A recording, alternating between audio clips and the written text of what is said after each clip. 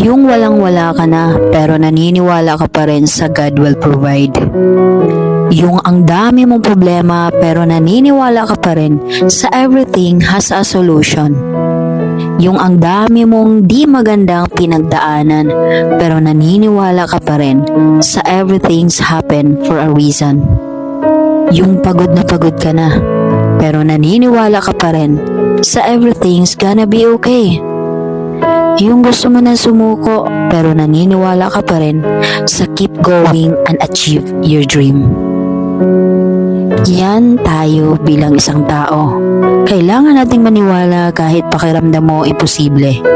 Pero alam mo ba, walang imposible sa Kanya.